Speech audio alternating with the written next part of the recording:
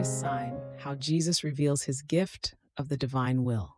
Introduction. Throughout salvation history, God has given signs to his people, signs that point to his intentions, his love, and his plans for humanity.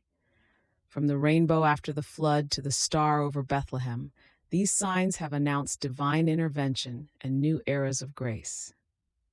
In the revelations given to the servant of God, Luisa Piccarreta, in the Book of Heaven, Jesus reveals what he calls the greatest sign of our times, a sign that announces the most extraordinary gift heaven could possibly give to the human race.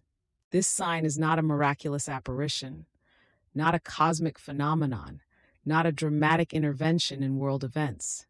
Rather, it is something far more intimate and profound, the revelation itself.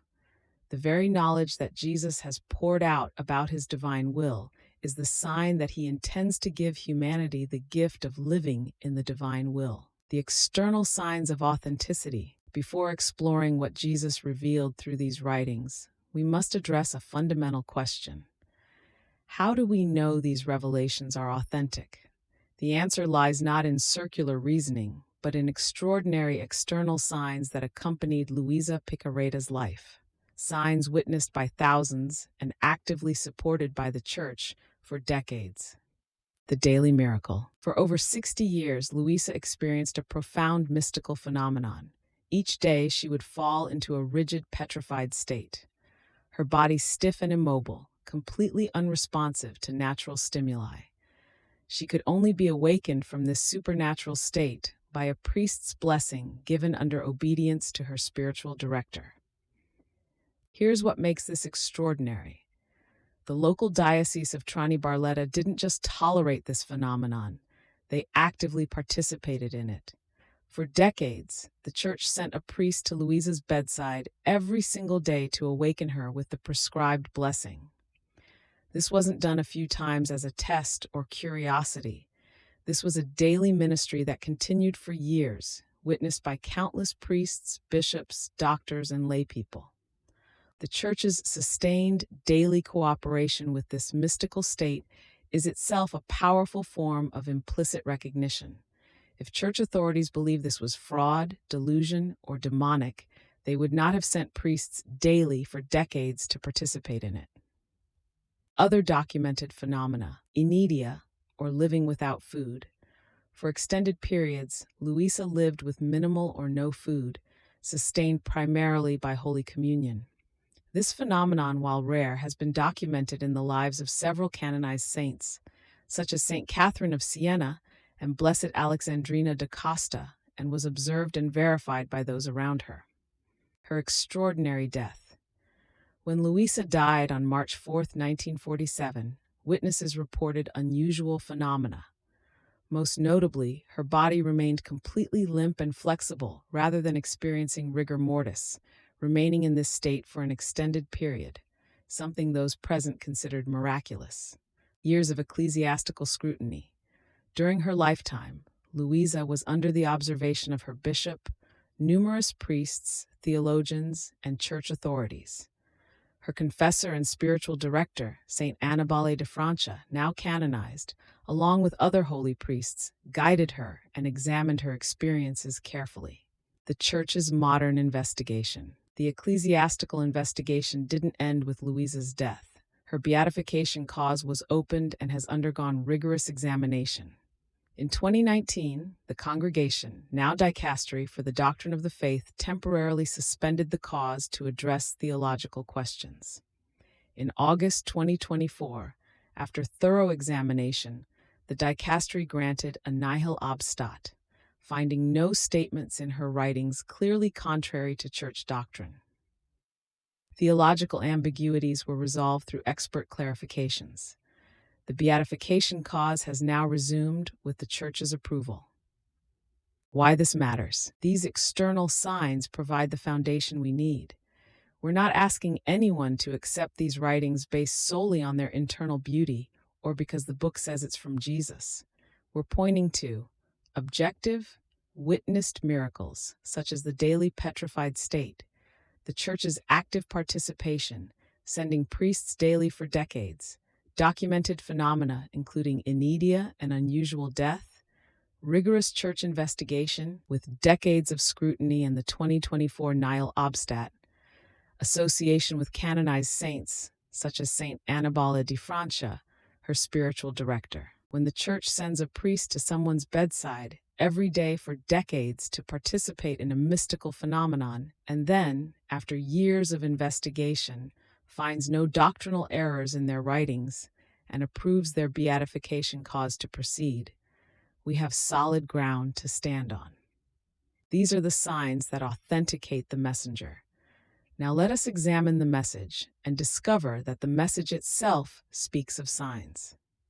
The sign revealed, knowledge as the herald. On December 25th, 1925, Jesus revealed to Luisa the fundamental principle that would unlock understanding of God's intentions for our age. After explaining the necessity of proper dispositions to receive the gift of living in His will, He declared, "Therefore, knowledge of this I am giving you is like the herald of the gift of my will which I want to give to the creature. Knowledge prepares the way. Knowledge is like the contract I want to make of the gift I want to give. And the more knowledge I send to the soul, the more she is spurred on to desire the gift and to solicit the divine writer to place the final signature that the gift is hers and she possesses it. So, the sign that in these times I want to give this gift of my will is the knowledge of it." This statement is revolutionary in its simplicity and profundity. Jesus is telling us that the manifestations themselves, the teachings, the revelations, the knowledge about the divine will that fill the volumes of the Book of Heaven are not merely interesting spiritual reading. They are the sign that God is preparing to give humanity its greatest gift since the Incarnation. Knowledge serves multiple divine purposes. According to Jesus' explanation, the knowledge of the divine will functions in several crucial ways. First, as a herald, just as a royal herald announces the coming of a king, the knowledge of the divine will announces the coming of this extraordinary gift to humanity. Second, as preparation, the knowledge prepares the soul's interior to receive the gift, creating the necessary dispositions of desire, understanding, and appreciation. Third, as a contract, the manifestations function as a divine contract, a covenant that God is establishing with those who will live in His will. Fourth, as a stimulus, the more knowledge God gives, the more the soul is moved to desire the gift and to ask persistently for it. Jesus uses a powerful analogy to explain why knowledge must come first. He compares it to a man teaching a child the value of money before giving him a valuable banknote. Without understanding its worth, the child might tear it to pieces. But once the child knows its value, he will treasure it, protect it, and love the giver even more. Similarly, God in His wisdom does not give the greatest of all gifts to unprepared souls who might not recognize its infinite value. First comes knowledge, then desire, then preparation, and finally the gift itself. Manifestations form an epoch. On January 1st, 1929, Jesus expanded on this teaching, revealing the historical and eternal significance of these manifestations. "Each manifestation I have given you about my divine will is like a page of your life. These manifestations about it, like pages of life, will form an epoch for the future generations, in which they will read the kingdom of my fiat, the many steps it took to come into their midst, and the new rights it gave them to make them enter again into its kingdom." Divine decrees, not mere suggestions. Jesus makes clear that these are not casual teachings or optional devotions. He states emphatically, "My manifestations are decrees, and only when I want to give that good which I manifest, then do I move to manifest a knowledge." This is extraordinary. Jesus is saying that He only reveals knowledge about something when He intends to give it. The very fact that He has manifested so much about the divine will, its nature, its operations, its effects, its history, is proof positive that He intends to give this gift to humanity. The army of knowledges dispatched from heaven, In the same revelation, Jesus makes an even more dramatic statement about the certainty of God's intentions. Therefore, on our part, the divinity has decided with indelible and unshakable decrees that our divine will come to reign upon earth, and no one can move us. And as the sign of this, we have dispatched from heaven the army of its knowledges. The image is powerful. Heaven has dispatched an army of knowledges, not a few teachings, not scattered insights, but an organized, comprehensive, systematic revelation. An army marching in formation to prepare the way for the kingdom of the divine will on earth. God has made his decision. It is indelible and unshakable. Now he waits for humanity's decision to cooperate with this divine plan. The greatest prodigy. On November 14th, 1928, Jesus revealed just how extraordinary this gift truly is. This is why the living in our will is the greatest prodigy. And if our divinity wanted to make a greater one, it could not. Nor could it find anything greater, more prodigious, more powerful, more beautiful, more happy than our will to give to the creature. Because by giving our divine will, we give everything. God cannot give more. Think carefully about what Jesus is saying here. God himself, infinite in power, wisdom, and love, declares that he cannot give anything greater than the gift of living in his divine will. This means it surpasses all previous graces and gifts. It is greater than any miracle, any mystical experience, any spiritual consolation. It represents the fullness of what God can give to a creature. It is the ultimate expression of divine generosity. When God gives his will, he gives everything: his power, his love, his sanctity, his wisdom. His very being enters into intimate union with the soul. The soul participates in the single act of God that sustains all creation, becoming present in all the effects that the divine will produces throughout the universe. The era of the Third Fiat. On February 8, 1921, Jesus revealed the context of this gift within salvation history. It marks the beginning of a new era.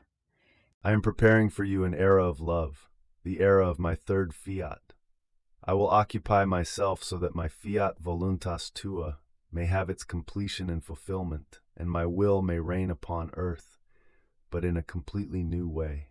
3 fiats, 3 eras. The teaching of the third fiat places this gift within the framework of God's progressive revelation and action in history.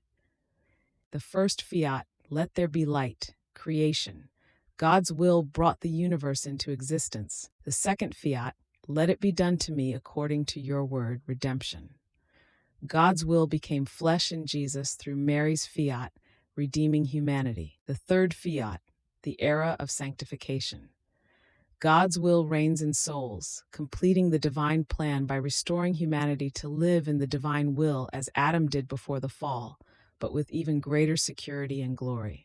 Just as no one could stop the first fiat of creation or the second fiat of redemption, so too the third fiat will come to pass. Jesus declares that despite the world's resistance and evil, he is preparing this era of love, and his plan is certain. What this means for us, the sign is before our eyes. If someone asks, how do we know God wants to give the gift of the divine will? The answer is simple. Look at what he has revealed. God does not waste words. He does not give extensive knowledge about something he does not intend to give. Desire, study, ask. Jesus makes clear what is needed from our side. First, desire the gift. Let the knowledge kindle in us an intense longing for this gift above all others. Second, study the revelations. Read, meditate on, and absorb the knowledge Jesus has given. Each truth we learn prepares our soul to receive the gift. Third, ask persistently. Like the persistent widow in the gospel, we must continually ask for the gift of living in the divine will, even if we begin by asking just to borrow it for single acts. Fourth, form the void. By repeatedly surrendering our will and asking for his, we create the interior space needed to receive this gift. Fifth, share the knowledge. As Jesus dispatched the army of knowledges from heaven, we too must help spread this knowledge to prepare more souls. the certainty of God's plan. Jesus could not be clearer. The divinity has decided with indelible and unshakable decrees that the divine will reign on earth. This is not a possibility, it is a certainty. The only question is, will we cooperate? Will we be among the first to receive this gift and help usher in this new era? Conclusion. The greatest sign Jesus has given through Luisa Piccarreta operates on two levels. The external signs. The Church sent a priest to Luisa's bedside every day for decades to participate in her mystical state. She lived sustained by the Eucharist. Her life was marked by witnessed, documented miracles. After rigorous investigation, the Vatican found no doctrinal errors in her writings. These external signs authenticate the divine origin of her mission. The internal sign. Within the authenticated revelations themselves, Jesus declares that the very outpouring of knowledge about the divine will, thousands of pages over 40 years, is itself the sign that he intends to give this gift to humanity. The two levels work together. The external miracles tell us these revelations are from Jesus. The revelations tell us what the sign means, that knowledge itself is the herald of the greatest gift God can give.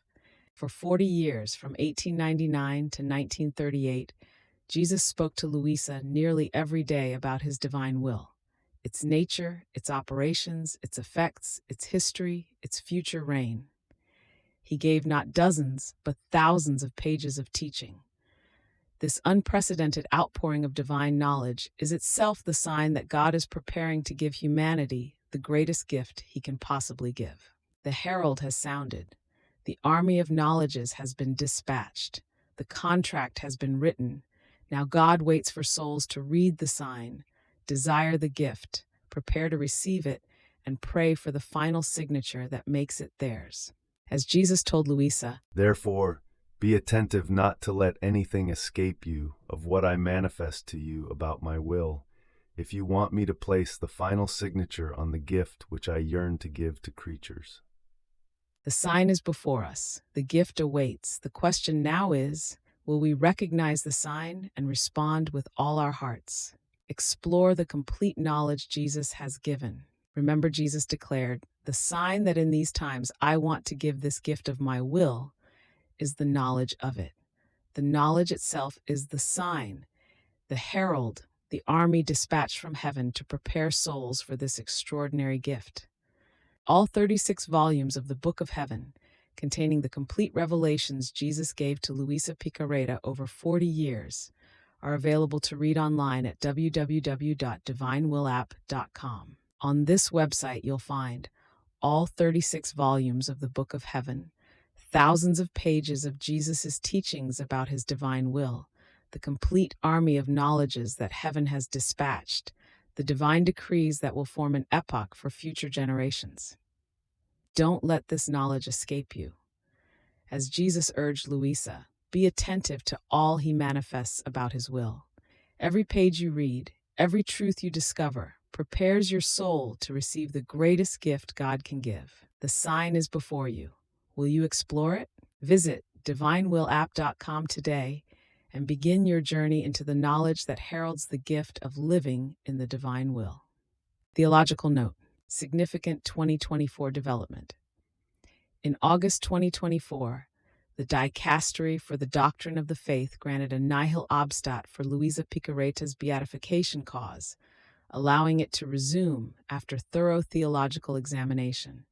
The Vatican concluded that her writings contain no statements clearly contrary to church doctrine. This is a major positive milestone.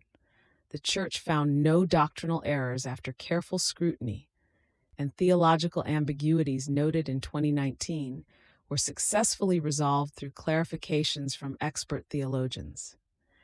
The cause was never closed, only temporarily suspended for careful evaluation, which has now been completed favorably. Fiat, may your kingdom come, may your will be done on earth as it is in heaven.